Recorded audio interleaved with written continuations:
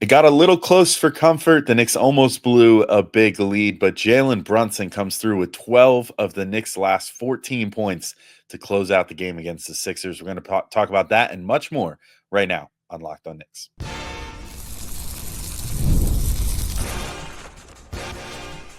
You are Locked On Knicks, your daily New York Knicks podcast, part of the Locked On Podcast Network.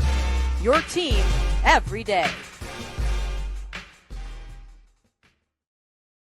All right, welcome into Locked On Knicks, your daily New York Knicks podcast. And I am Alex Wolf. I'm editor-in-chief of Knicks site, The Strickland, as you can find thestrick.land. He's Gavin Shaw, your favorite play-by-play broadcaster, broadcaster, and the Saturday night co-host of the Locked On NBA podcast. And today's show is brought to you by FanDuel. Right now, new FanDuel customers can get $150 in bonus bets if your first $5 bet wins.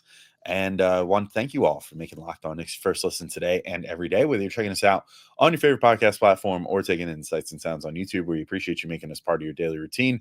Make sure you hit that auto download function on your favorite podcast app or the notification bell on YouTube so you never miss an episode.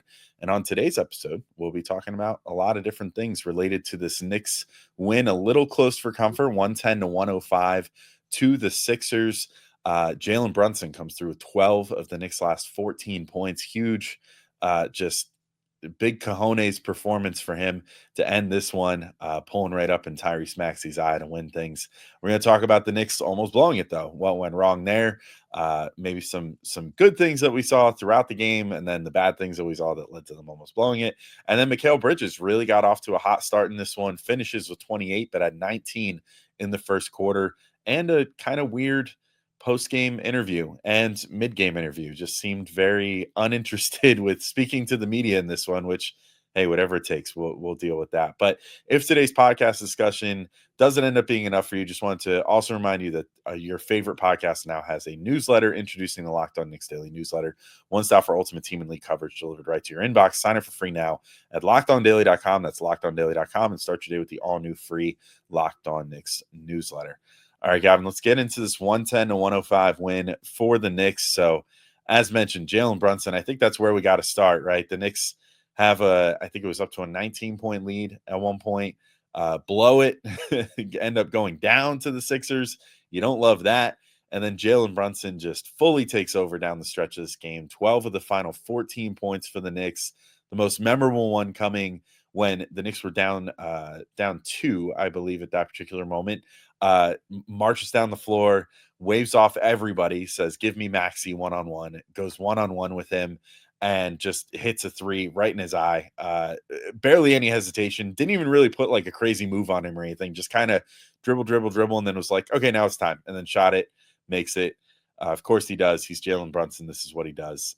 Huge clutch performance for him down the stretch on his way to 34 points and 7 assists, most of those assists of which I should say he racked up in the first quarter when, much like Mikal Bridges did with the points, which we'll talk about later in the game, he was just a maestro early on in this game, getting Mikal and others involved with 5 assists in the first quarter. So just a fantastic all-around game for Jalen Brunson. He had literally all of his assists in the first quarter. I think he did 7 of them. So yeah, I only looked up when he had 5 at one point, but yeah, whatever. You take it. It's good. It was good, but I don't know. We'll talk about it. It was a tale of 3 games, or I would even go so far as to say 4 games. 4 quarters, 4 games. Like first quarter was like just dominant, clinical from the Knicks, exactly what you wanted to see. Second quarter, most of the third, like cruising along. Third, most of the fourth, like George and Maxey after just a abysmal first half. That might be a low point in a season. Full of low points for Philly. They both come to life. And then Jalen Brunson just slams the door late. I love the relationship that's developing between him and Maxey at this point, where Maxey's like just like his incredibly talented little brother, but Jalen still has the upper hand, at least at this point. Maybe that'll flip at some point. But he is the clutchest player in the NBA right now. I cannot imagine. I watch a lot of other basketball. Obviously, I don't watch anyone else as much as the Knicks. I cannot imagine anyone has hit just like the sheer amount of shots in the final few minutes. And we have stats for this. I know outside of Nikola Jokic, like no one has come close to both his volume and his efficiency That is maybe the fourth time all season. Like maybe I'm underselling it, fourth, fifth, sixth, that he's hit like a step back three or a step back long two to end a game. It feels like, Alex, we've had maybe 5 of them now just in the last, like, I don't know, like 12, 15 games, like over and over again. You give him the ball late, he gets to a spot, he makes the shot. I felt like over his first 2 years, he did have his share of those, but there were a bunch of times where they would go in and out. And he just like he just slammed the door, right? Like 9 points in a row at one point, getting to the free throw line over and over and over again. Had one where he ran a pick and roll with Precious, and they basically just ignored Precious, and he had 3 guys around him and somehow like navigated his way through the thicket to get a lefty layup in. Of course, made his free throws down the stretch. 14 points total in the final 16 minutes. Finished the game 14 of 14 overall from the foul line. I thought it was just a brilliant playmaking start for him, and then closes the game with his scoring, which is everything you could ever want from a Hall of Fame point guard,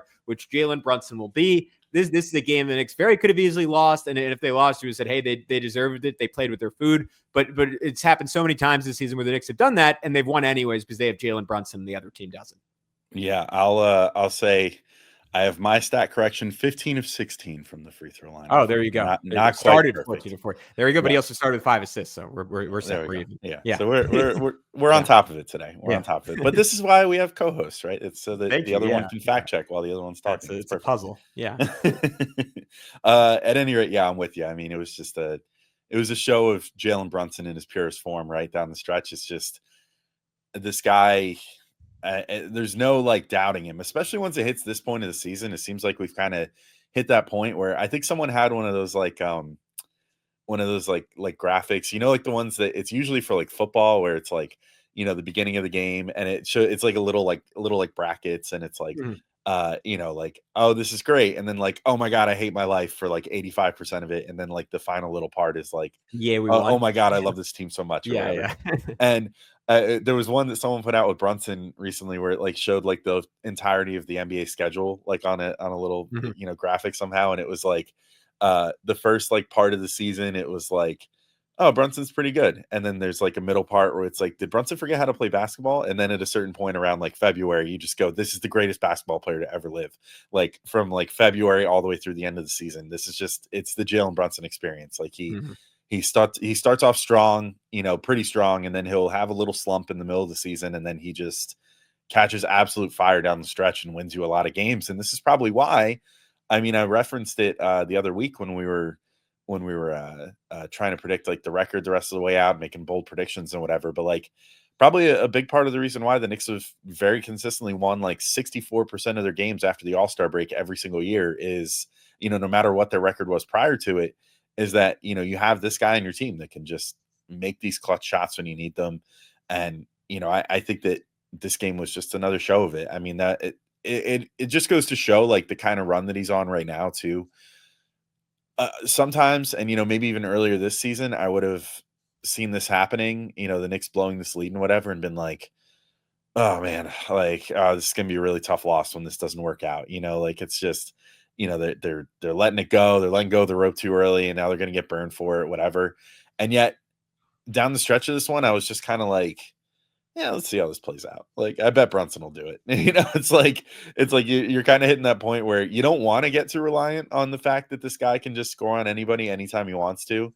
And yet it's hard not to feel that little security blanket of like, well, at least my team has Jalen Brunson and the other team. Oh yeah. Like if it's close down the stretch, like that was basically how I felt at the end of this one. Of course, doesn't help that like the Sixers are playing horrendous and had lost like 6 straight games coming into this one.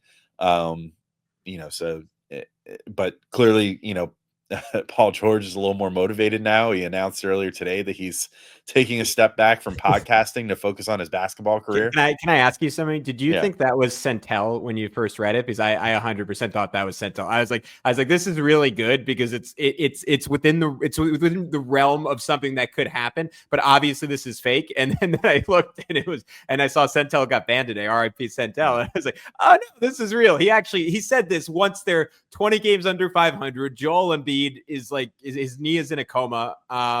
And like the season's over. He's like, you know what? I'm gonna stop doing the podcast now. Yeah, my fanfic on this is that Centel saw that and then said, there's no way I could ever up this. Yeah. Like life has overtaken art at this point. Yeah. But yeah, I had the same. Gracefully bowed out of the game from there. Yeah, Forever. exactly. It's really funny because I had that exact same like interaction with a coworker. I said to my one coworker, like, hey, yo, check this out, like, check this stuff out. Sorry.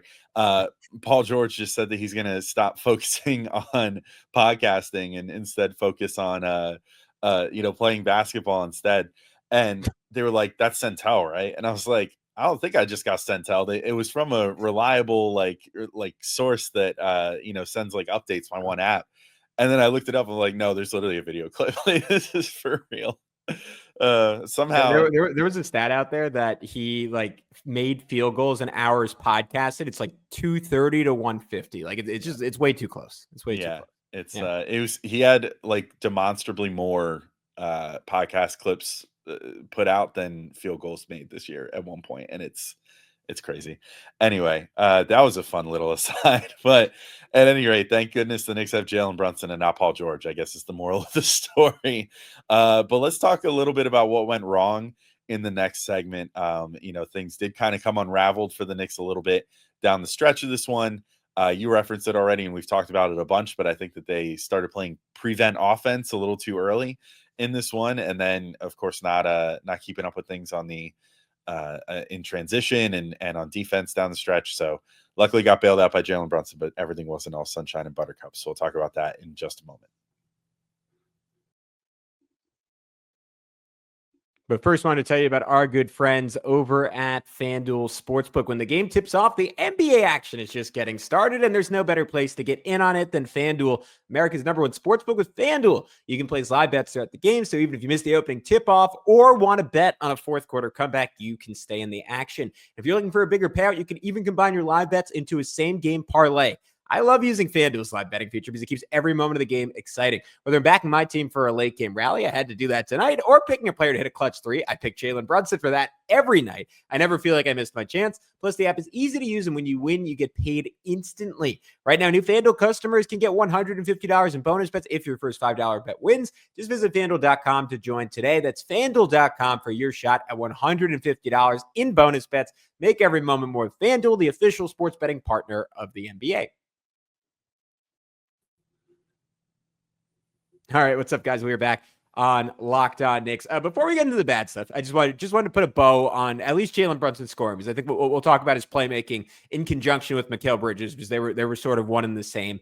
For all the complaining and whining that I'm very transparent about having done the last 4 or 5 days on this podcast, I just have to marinate in a sec, because I'm trying to enjoy the good in this season, Alex, because it's not all bad. The Knicks have a top 6 record, top 6 net rating. And when I look towards the good, obviously I look towards Jalen Brunson. And I think just all the years the Knicks would go down the stretch of these games, and like even like the first 2 or 3 teams you and I were covering, and they'd be plucky, they'd be competitive, they'd have themselves a night, and then a star would just say, all right, this was cute. I'm ending it right now.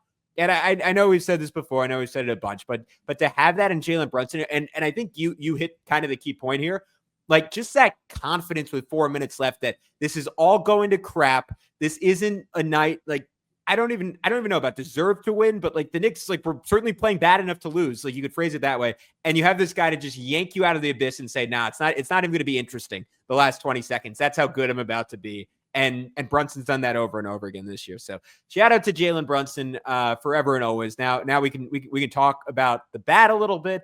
The Knicks, to your point, had a big lead that approached 20. It was 16 at halftime. And I had in my notes that I felt like they were doing a really good job, like maybe not separating, which ideally they would, and maybe a great team would do more consistently. But so many times we've seen them blow halftime leads like that in like 5 minutes in the second half, and they kept staving off Philly. Like Philly would cut it to 10, Jalen would make a shot, Philly would cut it to 10, OG would get a transition layup, Mikal would hit a baseline jumper, Josh Hart would run the floor and hit a runner. On and on and on. And then it flips. And Paul George starts cooking. Maxey was really cooking, getting the rim, whether it was Deuce, Mikal, or Hart, just over and over and over again. And Philly, with 3 minutes left in this game, has a 97-96 lead after not leading since it was 4-2. I have some deeper thoughts, but I'll let you go. How do you think the Knicks sort of blew this one? I think it ultimately just comes down to resting on their laurels a little bit. I mean, I think that's kind of their one of the biggest things with them is that they go into prevent offense a little too early, and I thought that they started forcing things on that end, which they weren't forcing for most of the game. It's like you start running out the shot clock or whatever. Guys were starting to look a little too much for their own shot, in certain instances too. Like there was the OG like travel call or whatever. It was kind of just like, why are you driving into the teeth of this defense like at this particular point in the clock and whatever? Just kind of head scratching. And I do wish that like there was a little more emphasis placed by the Knicks on like when they're up to not let go of the rope as far as what they do on offense, like not let go of the principles that like got them to where they got in a game where they have like a big lead. Because always when they get a big lead, for the most part, I mean sometimes just Jalen Brunson or Karl Anthony Towns going super crazy, but for the most part, like their biggest leads always come from when they have like high assist games where they're moving around frequently and they're running plays and whatever else. And it seems like too often they kind of just fall into the trap of like, all right, let's just, have Brunson dribble a bunch or whatever, or, just set up in a slow set on the other end, burn as much clock as we can. Let's just like wrap this one up and get home. And I think they do that a little too often. Then, of course, like the transition D was not exactly what I would call great. Up until towards the end when they picked it back up again. I mean, like Precious Achiuwa had a really nice block on Andre Drummond at one point, like stuff like that. So they did pick things up down the stretch. In that point where Brunson was also going off, the defense also picked up too on the other end to their credit. But I think it's just letting your foot off the gas on even just one end then translates to the other end too, because if you're playing a slow style of offense, you leave yourself a little more vulnerable to getting beaten transition on the other side if you're not scoring. And I think it was just kind of that same trap for them in this game. Yeah, I thought it was some really sloppy basketball. Josh Hart, who did a lot of incredible stuff in this game, namely 17 rebounds, which we can talk about. And you can't take for granted that the 6'4" guys going in there and getting 17 rebounds on a night where you don't have you don't have Karl Anthony Towns, and Ariel Hukporti finished with only 2 boards in 16 minutes. But he had 7 turnovers in this game, and the Knicks as a whole had 16. And I thought it was a sloppy first half from Hart, and that just ramped up. Like the sequence where Philly got the lead was Paul George turned the corner, beat Hart, turning the corner, had like a crazy like double pump finish. I think it was over Precious Achiuwa at that point. And then Hart comes down, just immediately throws the basketball away. Philly pushes the other way. George hits a corner 3. And that's how Philly got the lead. And I thought that was representative of a team that just sort of lost focus and kind of consistently loses focus. And you described it before, and I'm totally with you. As almost the equivalent of a football team, like where they have the script at the start of the game, right? And the first 20 plays are clinical. I've referenced this before on the podcast, big Oklahoma football fan. When Lincoln Riley was the Oklahoma coach, they would pretty much score 3 touchdowns on their first 3 possessions, and then another team would inevitably slowly come back once that script was gone, and the offense just kind of became improvisation. I think that is doubly true for the Knicks, where they were really focused to start this game. And I do think a good chunk of it was I'm going to credit Ariel Hukporti. I don't know if it's deserving or not, but I thought he did such a good job screening for Jalen Brunson. It just consistently put the Knicks in an advantageous position, and Philly was scrambling, and that allowed him over and over and over again to get the ball to Mikal Bridges. And then once Hukporti was at the game in the third quarter, like you lost some of that pick and roll structure. He was Precious, wasn't quite getting Brunson as much room. It's not all on that. Like I thought Brunson started freelancing a little bit, trying to draw fouls. I thought OG Anunoby like kind of had wild shot selection all night. It was pretty clear that like the Knicks staff emphasized to both him and Bridges, like, hey, no Cat, we need you guys to shoot a ton tonight. And OG was like, yep, this is what I've been waiting for. I'm putting my Superman cape on. He finished 5 for 15, just 1 for 6 from 3. The Knicks also didn't get up a ton of threes, and typically in a game where you separate, you shoot a bunch of them. Only shot 19. I got to imagine that is one of their lowest totals on the entire season. And then you give Maxey and George a lot of credit, right? On a night where Maxey was 0 for 10 for 3, kept coming, kept shooting. George was really good in the second half, as he's like even after we made fun of him, like you'll give him that. So it was a bunch of different factors, but I do think the lack of structure and lack of plan offensively, on top of the fact that the defense just isn't very good, are sort of the things that I kind of keep falling back on with this team, and why they get into all these close games against bad teams, which Philly at 20-38 certainly is.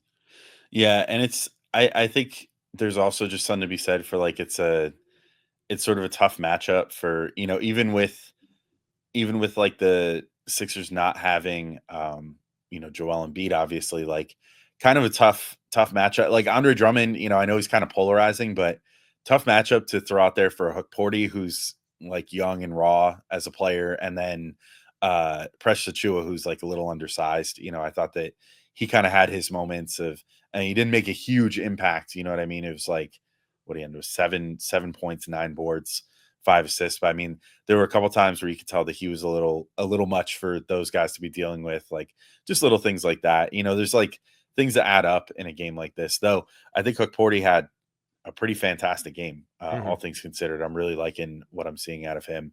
Also, Mikal Bridges. It's funny you mentioned that OG kind of was like, "It's go time." Mikal, at least based off his comments, I don't know.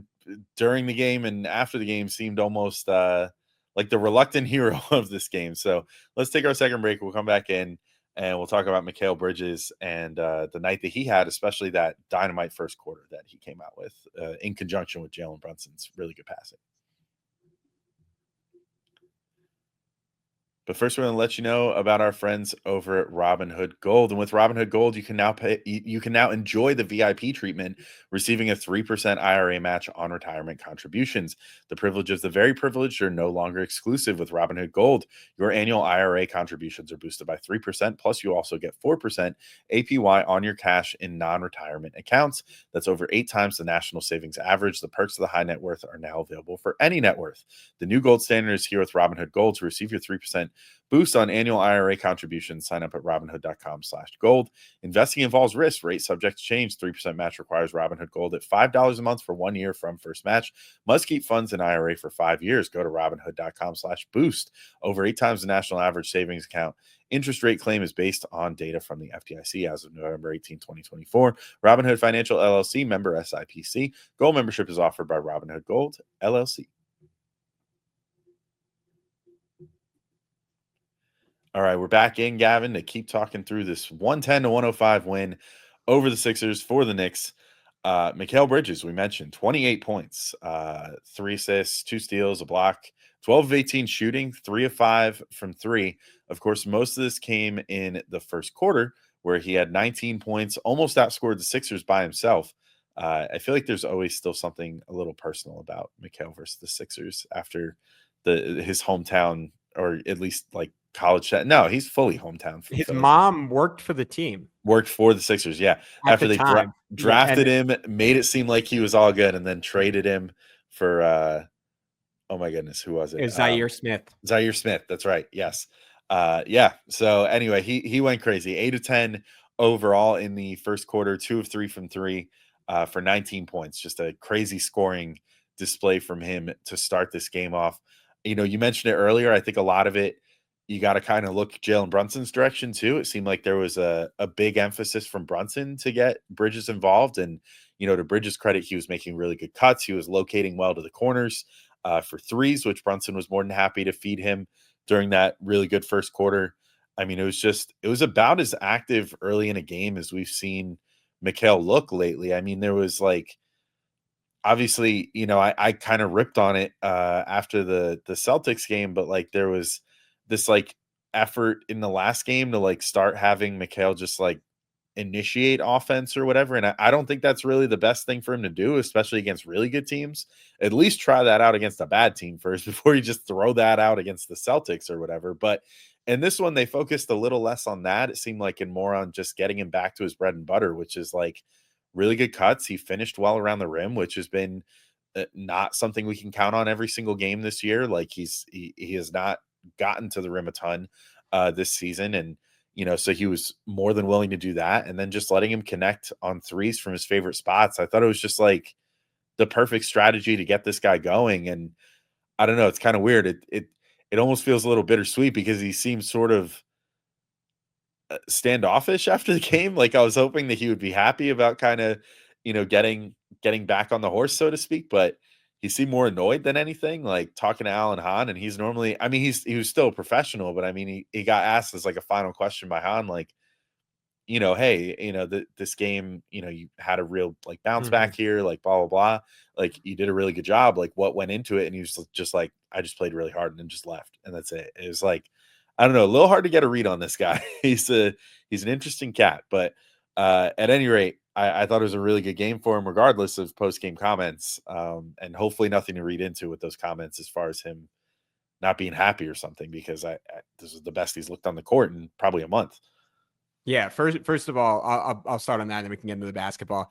Obviously, want to caveat this next statement with hope he's not depressed or anything, and I hope his mental health is in a good place, and that is obviously the single most important thing. That being said, if it's not that, and it's just that he's pissed, I kind of love it, because we need a little more of that. Like I spent that post Celtics game, post Cavs game talking about how it just didn't. I don't even think it was that he doesn't care. It's that he doesn't show that he cares. And that is fine. Like in terms of his expression, like a guy doesn't need to be like a yeller. Like there's the term like silent killer for a reason. Like Jalen Brunson, like gets really fired up when things are going well. When things are going bad, like you don't really see Jalen get fired up, and that's okay. Like I don't think he's any less of a leader for that. And I would say the same for Mikal, but you don't always see it in terms of like extra hustle from him. And today, like on top of the shot making, like he had that play where like he dove on the floor for a loose ball and was battling. It might have been Ricky Council. I don't remember exactly who it was, but he's battling for like 2 minutes. And if this is less like, again, like a mental health thing, which is serious and not great, and more just like,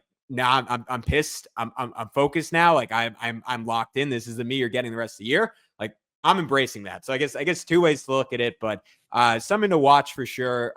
Basketball wise, I mean, it is, there are not too many basketball players on planet Earth who just look more like aesthetically like beautiful scoring the basketball than Mikal Bridges when he's feeling it. Like this is maybe a little too on the nose comp since they were traded for each other, but a smaller Kevin Durant without the on ball game when he's really cooking, like him just rising up over and over again.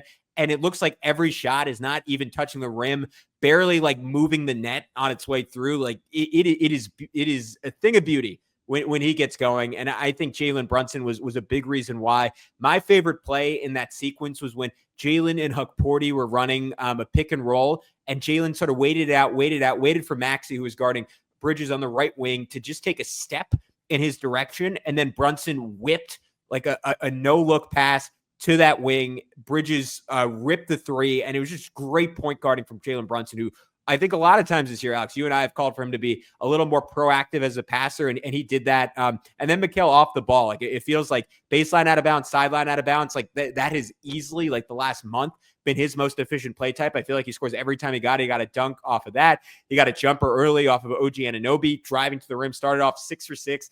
2 for 2 from three. It felt like that Spurs game all over again. The 19 points in the first quarter, the second most points he's had in a quarter his entire career. Hit one other really big shot, like a tough 1-foot fadeaway over Paul George after Philly had cut it to 84-78 early in the fourth. Had that layup late where he put Maxey in booty jail, burst to the rim. It was a really, like, obviously quiet second and third quarter, but I was thrilled, and I hope we get more of this. But I just want to emphasize that I think it starts with Jalen Brunson drawing two, and then Mikal can play off that, and he was really good playing off it tonight. Yeah, and it's more just like, it was clear there was a game plan for that too. Mm-hmm. So like working that into the actual game plan more. Yeah. Also, it seems like he's an afterthought so often, well, maybe it's to that point, like that's where he gets quiet after the first quarter, because the game plan goes away a little bit, and then you don't see him.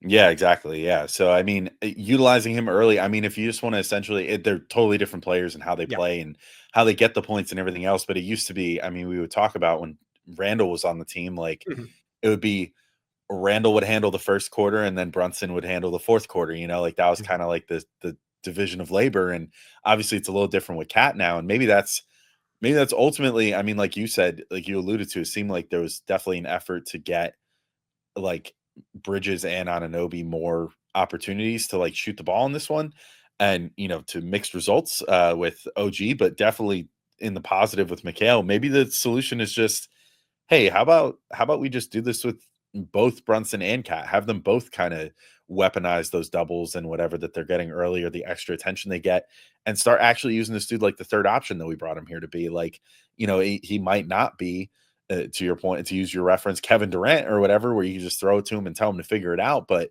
in the right scenarios, he can be a silky smooth scorer. And like, maybe it just comes down to something so simple as just be more deliberate with how you use him, and how you try to utilize him in a game, and come in and let him know, like, hey, let's try to get to these 5 plays in the first 10 minutes or whatever. Like, let's try for sure to like get you to the hoop, get a cut off of this play, whatever. Like, find yourself in the corner here. Like, let's work this out.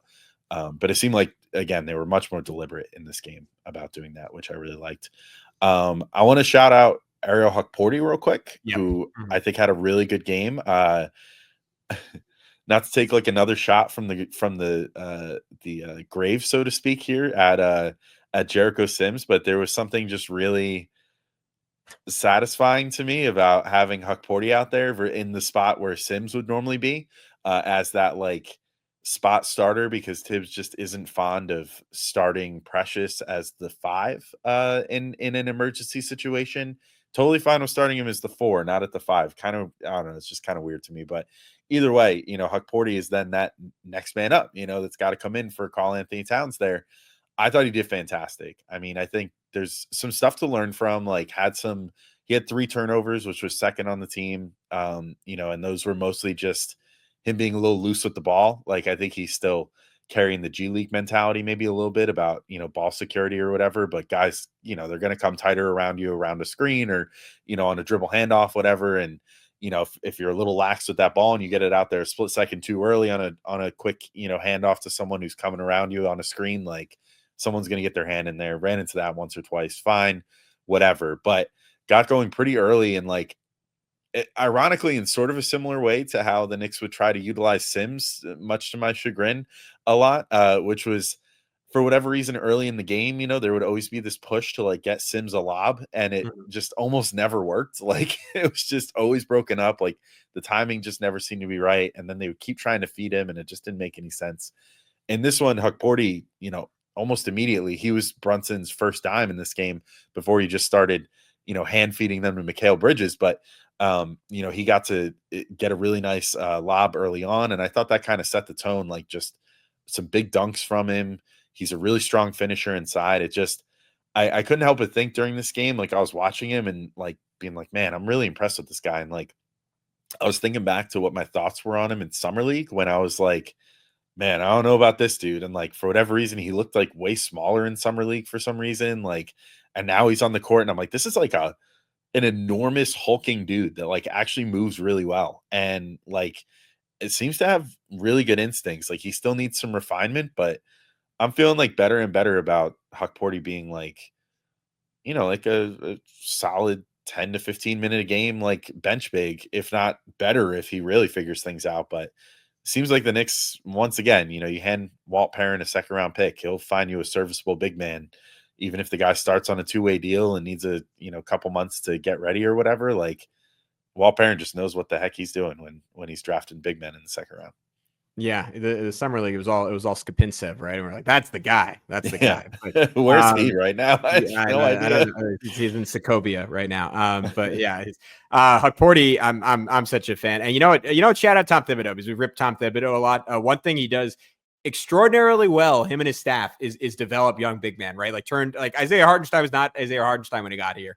Mitchell Robinson was not quite Mitchell Robinson until Tom Thibodeau got his hands on him. And now Hukporti's next up in that lineage. And I think Tibbs seems to be as good at that as anyone in the NBA, because to your point, like he just was not he's a better player in the NBA than he was in summer league, which is something that is like 1 in maybe a couple hundred. For that, maybe that's exaggerating. 1 in 50, you want to say, for a rookie? Like, that is extremely, extremely rare. And like, his drop defense is just advanced at this point. Like, it is so far ahead of where Mitchell Robinson was as a rookie. Of course, he's 3 years older than Mitch was as a rookie, so I'm sure that is part of it. But he's already in a really good place on that front. I thought the fact that his drop was so good made both Mikal Bridges and OG Anunoby look a lot better. I'm stealing that point. Someone made it on Twitter, but I noticed it as well. And we've saying over and over again, all right, maybe some of Mikal struggling, like, is playing with clearly like the worst drop big in the NBA in Karl Anthony Towns defensively. And that seems to be the case, because Mikal got up to, like, Maxey started this game 2 for 10, 2 for 9,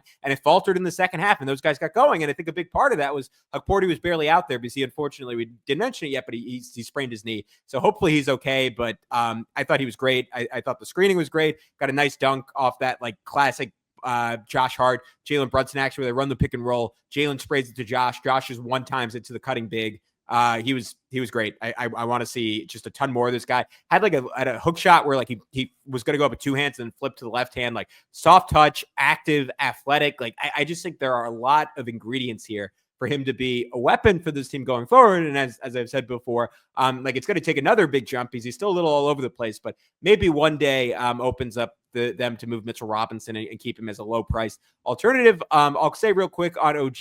I think a lot of it is that he is just rusty. Like that's what it looked like to me, like a guy who was aggressive. And most of the good things he did in this game were in transition. And in the half court just does not really seem to have his timing down because it just looked bad every time he went one-on-one. I think that will get ironed out. Josh, I think the 7 turnovers are indicative of someone who is being overtaxed. I think he'll benefit from Mitch coming back. And maybe we haven't even talked about this yet, but Mitch will likely play either Friday or Sunday. And that could move Josh Hart to the bench based on what Tom Thibodeau said, or at the very least create slightly less minutes for him. And I think that might ultimately be a good thing. Shout out to Deuce McBride. He made some nice mid-range jumpers. Shout out to Precious Achua. He had the nice pump fake and dunk, 4 blocks, including that clutch one you mentioned. I think that's it though, Alex. That's about everything I have.